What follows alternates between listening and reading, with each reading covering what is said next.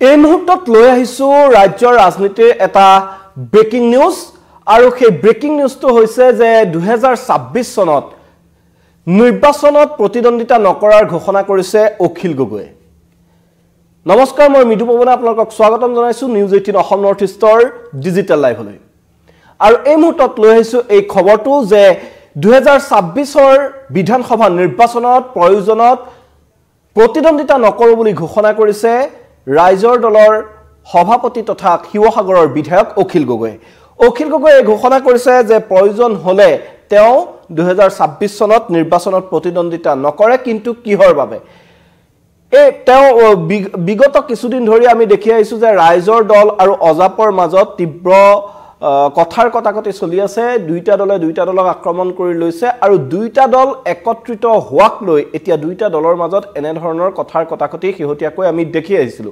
আৰু তাৰ পিছতেই আজি এই ডাঙৰ ঘোষণা কৰিছে অখিল গগৈয়ে যে তেওঁ প্ৰয়োজনত সকলো ত্যাগ কৰিবলৈ সাজু আছে, কিন্তু ৰাইজৰ দল আৰু যি অসম জাতীয় পৰিষদ এই দুইটা দল একত্ৰিত হ'ব লাগে। তেওঁ কৈছে এই দুই আঞ্চলিক শক্তি যদি একত্ৰিত হয় তেতিয়াহ'লে 2026ত আন কোনো দলৰ মৃত্যতা নোহোৱাকৈ তেওঁলোকে বিজেপিক পৰাভূত কৰিব পাৰিব। আৰু সেইবাবে পুনৰ তেওঁ লুৰিণজ্যোতি গগৈলৈ আহ্বান জনাইছে এই কথা যে 2026ৰ নিৰ্বাচনৰ পূৰ্বে ৰাইজৰ দল আৰু অসম জাতীয় পৰিষদ একত্ৰিত হ'ব লাগে। ইটো দলে সিটো দলক কেতিয়াবা যদি আক্ৰমণ কৰিছে, কেতিয়াবা আকৌ এনেদৰে মৃত্যতাৰ প্ৰস্তাৱ আগবঢ়াইছে। শেহতীয়াকৈ এই দুই দলৰ মাজত এতিয়া ৰাজনীতি গৰম হৈ থকা পৰিলক্ষিত হৈছে আৰু তাৰ মাজতে আজি পুনৰ কথাৰ সুৰ সলনি কৰিছে অখিল গগৈয়ে। আৰু অখিল গগৈয়ে কৈছে যে লুৰিণ মোৰ ভাই, আৰু ৰাইজৰ দল আৰু অসম জাতীয় পৰিষদ যদি একত্ৰিত হয় 26ত তেতিয়াহ'লে আন কোনো ৰাজনৈতিক দল যদি মৃত্যতালৈ নাহেও তেতিয়াহ'লে এই দুটা দলেই বিজেপিক পৰাভূত কৰিবলৈ সক্ষম হ'ব 2026 চনত। আৰু অখিল গগৈয়ে পুনৰ কৈছে যে পূৰ্বেও কৈছিলে, আৰু অখিল গগৈয়ে কৈছে যে এই ক্ষেত্ৰত যদি দুইটা দল একত্ৰিত হয় তেতিয়াহ'লে তেওঁ সভাপতিও নহয় সেই একত্ৰিত নতুন দলটোৰ, বা সেই দুইটা দল একত্ৰিত হোৱাৰ পিছত সেই যিটো দল গঠন কৰা হ'ব তাৰ অখিল গগৈ সভাপতি নহয়, তাৰ সভাপতি লুৰিণজ্যোতি গগৈকে পতা হ'ব বুলিও তেওঁ মন্তব্য কৰিছে। আৰু প্ৰয়োজন হলে 2026ত বিধানসভাৰ নিৰ্বাচনত বিধায়ক হ'বলৈও তেওঁ বিধায়কৰ পদতো প্ৰতিদ্বন্দ্বিতা নকৰো বুলি মন্তব্য কৰিছে। আৰু যাতে ভৱিষ্যতে কোনো ধৰণৰ দিগদাৰ নেপায় অখিল গগৈৰ পৰা সেই কথাও এক প্ৰকাৰ তেওঁ প্ৰতিশ্ৰুতি দিছে যে ইয়াক লৈ আৰু যি অসম জাতীয় পৰিষদ আছে অসম জাতীয় পৰিষদে অখিল গগৈক লৈ ভয় খাব নালাগে যে ভৱিষ্যতে আৰু কোনো ধৰণৰ তেওঁ এই ক্ষেত্ৰত দিগদাৰ নিদিয়ে অসম জাতীয় পৰিষদক। আৰু লগে লগে অখিল গগৈ এটা কথা কৈছে যে ইয়াতকৈ আৰু কি ত্যাগ কৰিব লাগিব। লুৰিণজ্যোতি গগৈক উদ্দেশ্যি অখিল গগৈ এক প্ৰকাৰ প্ৰশ্ন উত্থাপন কৰিছে যে তেওঁ সৰ্বোচ্চ ত্যাগ কৰিবলৈ সাজু আছে, আৰু ইয়াৰ মূল উদ্দেশ্যটোৱে হৈছে যে অসমৰ ৰাজনীতিক পৰা বিজেপিক পৰাভূত কৰিব লাগে, আৰু বিজেপিক পৰাভূত কৰিবলৈ এতিয়া সকলো ত্যাগ কৰিবলৈ সাজু হৈছে অখিল গগৈ। আৰু অখিল গগৈয়ে কৈছে যে এই ক্ষেত্ৰত মিত্ৰতা হ'ব লাগে বিৰোধী দলসমূহৰ, আৰু তাতকৈ বেছি যে অসম জাতীয় পৰিষদ আৰু ৰাইজৰ দল একত্ৰিত হ'ব লাগে। সেইবাবে লুৰিণজ্যোতি গগৈলৈ এনে পুনৰ এক প্ৰস্তাৱ আগবঢ়াইছে অখিল গগৈয়ে। আৰু আজি শোণিতপুৰ জিলাৰ পৰা এইদৰে মন্তব্য কৰে অখিল গগৈয়ে মন্তব্য কৰি তেওঁ এতিয়া লুৰিণজ্যোতি গগৈক আহ্বান জনাইছে যে পুনৰ এই যি সিদ্ধান্ত সেই সিদ্ধান্ত বিবেচনা কৰিব লাগে, আৰু ৰাইজৰ দল আৰু যি অসম জাতীয় পৰিষদ দল আছে দুইটা দল একত্ৰিত হ'ব লাগে। আৰু সমান্তৰালকৈ তেওঁ যি বিৰোধী ঐক্য সেই বিৰোধী ঐক্যৰ ক্ষেত্ৰতো কংগ্ৰেছলৈও কিন্তু এটা কথা তেওঁ আহ্বান জনাইছে যে কংগ্ৰেছেও যে পঞ্চায়ত নিৰ্বাচন এতিয়া অখিল গগৈৰ মূল লক্ষ্য নহয় বুলি তেওঁ মন্তব্য কৰিছে। আৰু পঞ্চায়ত নিৰ্বাচন কংগ্ৰেছে যিহেতু অকলেই খেলিম বুলি ঘোষণা কৰিছে, তাৰ পৰিৱৰ্তে অখিল গগৈয়ে কৈছে যে পঞ্চায়ত নিৰ্বাচন অকলেই কংগ্ৰেছে খেলিব নালাগে, পঞ্চায়ত নিৰ্বাচনতো মিত্ৰতা হ'ব লাগে, যাতে 2026লৈ এই বিৰোধীৰ একতা সুদৃঢ় হয়। সেই বিৰোধীৰ একতা সুদৃঢ় কৰাৰ স্বাৰ্থত কংগ্ৰেছে পঞ্চায়ত নিৰ্বাচনতো মিত্ৰতা কৰিব লাগে, আৰু ঐক্যবদ্ধভাৱে বিৰোধীয়ে পঞ্চায়ত নিৰ্বাচনত অৱতীৰ্ণ হ'ব লাগে বুলি আজি অখিল গগৈয়ে পুনৰ মন্তব্য কৰিছে। আৰু আমি বিগত সময়ত দেখিছিলো যে এই যি দাবী পূৰ্বে এখন কমিটিও গঠন কৰা হৈছিল ৰাইজৰ দল আৰু অসম জাতীয় পৰিষদ এই দল দুটা একত্ৰিত হোৱাৰ বাবে এক কমিটি গঠন কৰা হৈছিল সেই কমিটিটো এটা সিদ্ধান্তত উপনীত নহল তাৰ পিছত অখিল গগৈয়ে সমালোচনাৰ লক্ষ্য কৰি লৈছিল লুৰিণজ্যোতি গগৈক আৰু শেহতীয়াকৈ লুৰিণজ্যোতি গগৈয়ে মন্তব্য কৰিছিল যে দুটা দল একত্ৰিত হোৱাটো ইমান সহজ কথা নহয় আৰু অখিল গগৈ ৰাইজৰ দল আৰু অসম জাতীয় পৰিষদৰ মাজত আদৰ্শগত বহু পাৰ্থক্য আছে আৰু সেই পাৰ্থক্য উল্লেখ কৰিবলৈ গৈ লুৰিণজ্যোতি গগৈয়ে কৈছিল যে অখিল গগৈ বাওঁপন্থী আদৰ্শত বিশ্বাসী অখিল গগৈ ৰাইজৰ দল বাওঁপন্থী আদৰ্শত বিশ্বাসী তাৰ পৰিৱৰ্তে অসম জাতীয় পৰিষদ হৈছে আঞ্চলিক দল তেওঁলোকে আঞ্চলিকতাবাদত বিশ্বাসী আৰু সেইবাবে এই দুটা দল একত্ৰিত হোৱাটো কেতিয়াও সম্ভৱ নহয় এই মন্তব্য কৰিছিল আৰু তাৰ পিছতে দেখিবলৈ পোৱা গৈছিল যে অখিল গগৈয়ে পুনৰ আক্ৰমণৰ লক্ষ্য কৰি লৈছিল লুৰিণজ্যোতি গগৈক আৰু এক প্ৰকাৰ লুৰিণজ্যোতি গগৈ হতাশ হোৱা বুলিও কটাক্ষ কৰিছিল অখিল গগৈয়ে বিগত নিৰ্বাচনসমূহত ধাৰাবাহিক পৰাজয়ৰ পিছত লুৰিণজ্যোতি গগৈ হতাশ হোৱা বুলি এক প্ৰকাৰ মন্তব্য কৰিছিল অখিল গগৈয়ে আৰু যি মিত্ৰতাৰ প্ৰস্তাৱ দুইটা দল একত্ৰিত হোৱাৰ যি প্ৰস্তাৱ আছিল সেই প্ৰস্তাৱ পঞ্চায়তে প্ৰত্যাখ্যান কৰাৰ বাবে লুৰিণজ্যোতি গগৈক সমালোচনা কৰিছিল অখিল গগৈয়ে আৰু তাৰ প্ৰত্যুত্তৰত লুৰিণজ্যোতি গগৈয়ে কৈছিল যে ভোট বিভাজন নকৰি 2026ত যাতে সকলো একত্ৰিত হৈ বিজেপিক পৰাভূত কৰিব পাৰি তাৰ বাবে চেষ্টা কৰিবলৈ অখিল গগৈক আহ্বান জনাইছিল এনে ধৰণৰ বিভাজনকামী মন্তব্যৰে যাতে বিৰোধীক ভাগ নকৰে তাৰ বাবে অখিল গগৈক আহ্বান জনাইছিল লুৰিণজ্যোতি গগৈ আৰু সেই আহ্বানৰ পিছত আজি পুনৰ তাৰ পিছত ধাৰাবাহিকভাৱে দুইজন নেতাৰ মাজত বিভিন্ন কথাৰ কটাকটি চলি আছিল আৰু পুনৰ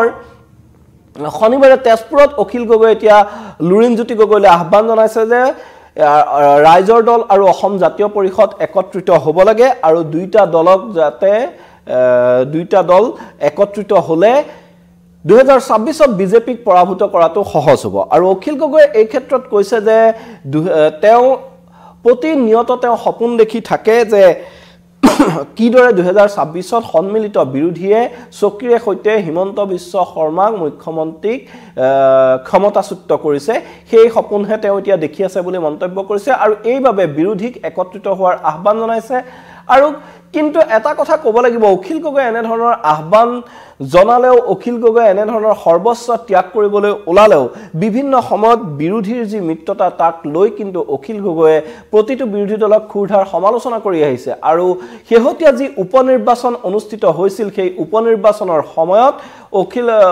যি কংগ্ৰেছ দলে বিৰোধীৰ মিত্ৰতা ভংগ কৰি তেওঁলোকে বিহালীত প্ৰাৰ্থিত্ব প্ৰদান কৰিছিল তাৰ পিছৰে পৰা কংগ্ৰেছক তীব্ৰ আক্ৰমণৰ লক্ষ্য কৰি লৈছিল অখিল গগৈয়ে তাৰ পিছত যি বিৰোধীৰ বৈঠক অনুষ্ঠিত হ'ল পুনৰ সেই বিৰোধীৰ বৈঠকৰ পিছত তেওঁ কংগ্ৰেছক সমালোচনা নকৰো বুলি তেওঁ মন্তব্য কৰিছিল তাৰ পিছত তেওঁ কথাৰ চুক কিছু কমিছিলে আৰু কিন্তু আজিৰ তাৰিখত তেওঁ পুনৰ কংগ্ৰেছৰ বাবে এটা আহ্বান কৰিছে যে পঞ্চায়ত নিৰ্বাচন কংগ্ৰেছে অকলেই খেলিব নালাগে ইতিমধ্যে কংগ্ৰেছৰ তিনিদিনীয়া বৈঠক অনুষ্ঠিত হৈ গৈছে আৰু যি কংগ্ৰেছৰ তত্ত্বাৱধায়ক আছে জিতেন্দ্ৰ সিঙৰ উপস্থিতিত কংগ্ৰেছৰ পিএসিৰ বৈঠকো হৈ গৈছে আৰু সেই বৈঠকসমূহৰ অন্তত কংগ্ৰেছে অকলেই পঞ্চায়ত নিৰ্বাচনত অৱতীৰ্ণ হোৱাৰ এক সিদ্ধান্ত গ্ৰহণ কৰিছে তাৰ পিছত কিন্তু পুনৰ কংগ্ৰেছৰ সেই সিদ্ধান্তৰ বিৰোধিতা কৰা দেখা গৈছে অখিল গগৈয়ে কৈছে যে 2026 লৈ যদি বিৰোধীৰ একতা সুদৃঢ় কৰিব লাগে তেতিয়াহলে কংগ্ৰেছে এনেদৰে অকলে পঞ্চায়ত নিৰ্বাচন খেলিব নালাগে পঞ্চায়ত নিৰ্বাচনতো বিৰোধীৰ ঐক্যবদ্ধ হ'ব লাগে বিৰোধীয়ে একেলগে প্ৰতিদ্বন্দ্বিতা কৰিব লাগে পঞ্চায়ত নিৰ্বাচনতো আৰু তাৰ সমান্তৰালকৈ কিন্তু যদি এনেদৰে এবাৰ কংগ্ৰেছলৈ অখিল গগৈয়ে মিত্ৰতাৰ হাত আগবঢ়াইছে আনফালে আকৌ লুৰিণজ্যোতি গগৈক আন এক প্ৰস্তাৱ দি তেওঁ কৈছে যে যদি ৰাইজৰ দল আৰু অসম জাতীয় পৰিষদ একত্ৰিত হয় তেতিয়াহলে অসমত আৰু আন দলৰ সহায় নালাগে এই দুইটা দলৰ একত্ৰীকৰণৰ ফলত উজনি অসমত বিশেষকৈ ধুমুহাৰ সৃষ্টি হ'ব আৰু তেওঁলোকে 2026ত অকলে বিজেপিক ক্ষমতাচ্যুত কৰিবলৈ বিজেপি মিত্ৰজোঁটক ক্ষমতাচ্যুত কৰিবলৈ সক্ষম হ'ব আৰু এই ক্ষেত্ৰত যদি তেওঁ সৰ্বস্ব ত্যাগ কৰিব লাগে তেতিয়াহলে সকলো ত্যাগ কৰিবলৈ সাজু আছে আৰু অখিল গগৈয়ে কৈছে যে যি নতুন যদি ৰাইজৰ দল আৰু অসম জাতীয় পৰিষদৰ মিত্ৰতা হয় তেতিয়াহলে যি নতুন দল হ'ব সেই দলৰ সভাপতি তেওঁ নহয় প্ৰয়োজনত তেওঁ 2026 চনত তেওঁৰ বিধায়কৰ পদত মিত্ৰতাও নকৰে এই ক্ষেত্ৰত লুৰিণজ্যোতি গগৈক তেওঁ মোৰ ভাই বুলি আজি পুনৰ মন্তব্য কৰি এই প্ৰস্তাৱ আগবঢ়াইছে এতিয়া লুৰিণজ্যোতি গগৈয়ে ইয়াৰ কি প্ৰত্যুত্তৰ দিয়ে সেয়া লক্ষণীয় হ'ব অসম জাতীয় পৰিষদৰ ফালৰ পৰা এতিয়া কেনে ধৰণৰ ইয়াক প্ৰতিক্ৰিয়া আগবঢ়ায় সেয়া লক্ষণীয় হ'ব কিন্তু অখিল গগৈয়ে কৈছে ইয়াতকৈ আৰু মোৰ কৰিব পৰা একো নাই মই সকলো ত্যাগ কৰিবলৈ সাজু আছো কিন্তু বিজেপিক ক্ষমতাচ্যুত কৰাৰ স্বাৰ্থত এই দুইটা দল একত্ৰিত হ'ব লাগে এফালে যদি তেওঁ লুৰিণজ্যোতি গগৈ তথা অসম জাতীয় পৰিষদক একত্ৰিত হ'বলৈ আহ্বান জনাইছে আনফালে আকৌ কংগ্ৰেছলৈও কিন্তু আনপাত খেল এৰিছে যে এফালে কৈছে যে এই দুটা দল একত্ৰিত হ'লে আন বিৰোধী একত্ৰিত হোৱাৰ প্ৰয়োজন নাই ইফালে আকৌ কৈছে যে কংগ্ৰেছ যদি পঞ্চায়ত নিৰ্বাচনতে বিৰোধী আন দলৰ সৈতে একত্ৰিত হয় তেতিয়াহে 2026 লৈ বিৰোধীৰ যি একতা সেই একতা দৃঢ় হ'ব সেইবাবে তেওঁ কংগ্ৰেছকো এক প্ৰকাৰ আন এক প্ৰস্তাৱ দিছে যে কংগ্ৰেছে যি সিদ্ধান্ত লৈছে পঞ্চায়ত নিৰ্বাচন অকলেই খেলাৰ সেই সিদ্ধান্ত বাতিল কৰিব লাগে আৰু সেই সিদ্ধান্ত বাতিল কৰি তেওঁলোকে একেলগে পঞ্চায়ত নিৰ্বাচনত অৱতীৰ্ণ হ'ব লাগে অসম সন্মিলিত মৰ্চাই একেলগ হৈ পঞ্চায়ত নিৰ্বাচনতো অৱতীৰ্ণ হ'ব লাগে আৰু এই পঞ্চায়ত নিৰ্বাচনটো কিন্তু মূল লক্ষ্য নহয় বুলি অখিল গগৈয়ে মন্তব্য কৰিছে যে পঞ্চায়ত নিৰ্বাচন তেওঁ এতিয়া দেখি থকা নাই তেওঁ কেৱল দেখি আছে 2026ৰ যি বিধানসভা নিৰ্বাচন সেই বিধানসভা নিৰ্বাচন আৰু তেওঁ নিজে আজি মন্তব্য কৰিছে যে হয়নে সপোনে তেওঁ কেৱল 2026ত মুখ্যমন্ত্ৰী নেতৃত্বাধীন হিমন্ত বিশ্ব শৰ্মা নেতৃত্বাধীন বিজেপিক অসমৰ পৰা বিদায় দিয়াটোৱে দেখি আছে বুলি তেওঁ কৈছে আৰু যদি বিৰোধী সন্মিলিত হয় তেতিয়াহ'লে ই সম্ভৱ হ'ব সেইবাবে সকলো বিৰোধীকে একেলগ হ'বলৈ আহ্বান জনাইছে কিন্তু অখিল গগৈৰ এই মন্তব্যৰ পিছত আজি বিৰোধী আন দুটা দল অসম জাতীয় পৰিষদ আৰু কংগ্ৰেছৰ কি প্ৰতিক্ৰিয়া হ'ব সেয়া লক্ষণীয় হ'ব ইতিমধ্যে এটা কথা নিশ্চিত যে অখিল গগৈয়ে আহ্বান জনালেও দলীয়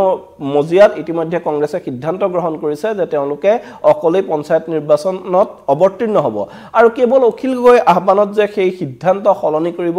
সেয়া হয়তো সম্ভৱ নহ'ব সেই সিদ্ধান্ত যে সলনি হ'ব সেয়া হয়তো সম্ভৱ নহ'ব আৰু এই ক্ষেত্ৰত কংগ্ৰেছে কি মন্তব্য কৰে তাৰ সেয়া লক্ষণীয় হ'ব আৰু বিগত সময়ছোৱাত আমি দেখিছো যে বিৰোধী আৰু বিজেপিৰ মাজত বাকবিতণ্ডা হ'ব লাগিছিল কিন্তু বিৰোধী আৰু বিৰোধীৰ মাজতহে বাকবিতণ্ডা চলি আছে বিৰোধী আৰু বিৰোধীয়েহে এতিয়া এনেদৰে সংঘাত হোৱা পৰিলক্ষিত হৈছে ইটো দলে সিটো দলৰ খুটিনাটি ধৰি ইটো দলে সিটো দলৰ বিৰুদ্ধে বিভিন্ন অভিযোগ প্ৰতি অভিযোগ আনি এক প্ৰকাৰ তেওঁলোকে নিজৰ মাজতেহে এক যুঁজ চলাই গৈছে তেনে পৰিস্থিতিত এতিয়া বিৰোধীৰ ঐক্য কিমান সম্ভৱ হ'ব আৰু এই যি বিৰোধী ঐক্যৰ কথা কোৱা হৈছে 2026 লৈ এই বিৰোধী ঐক্যই কেনে ধৰণেৰে ৰাজ্যবাসীক প্ৰভাৱিত কৰিব পাৰে সেই সমূহ কথা ভৱিষ্যতত লক্ষণীয় হ'ব কিন্তু আজিৰ দিনটোৰ এই মুহূৰ্তৰ এটা গুৰুত্বপূৰ্ণ খবৰ যে অসম জাতীয় পৰিষদৰ সৈতে ৰাইজৰ দল একত্ৰিত হোৱাৰ স্বাৰ্থত প্ৰয়োজনত 2026ত বিধায়কৰ পদত প্ৰতিদ্বন্দ্বিতা নকৰ বুলি ঘোষণা কৰিছে অখিল গগৈয়ে সকলো ত্যাগ কৰিবলৈ তেওঁ সাজু বুলি মন্তব্য কৰিছে আৰু লুৰিণজ্যোতি গগৈলৈ তেওঁ প্ৰস্তাৱ আগবঢ়াইছে যে দুইটা দল একত্ৰিত হ'লে যি নতুন দল গঠন হ'ব সেই দলৰ সভাপতিৰ পদও লুৰিণজ্যোতি গগৈয়ে গ্ৰহণ কৰিব আৰু যদি ভাবে যে ভৱিষ্যতে অখিল গগৈয়ে কৰবাত অসুবিধাৰ সৃষ্টি কৰিব পাৰে তাৰ বাবে তেওঁ 2026ত প্ৰয়োজন হ'লে নিৰ্বাচনত প্ৰতিদ্বন্দ্বিতা নকৰ বুলিও মন্তব্য কৰিছে ইয়াৰ পিছত এতিয়া অসম জাতীয় পৰিষদ তথা লুৰিণজ্যোতি গগৈৰ কি প্ৰতিক্ৰিয়া হয় সেয়া লক্ষণীয় হ'ব ধন্যবাদ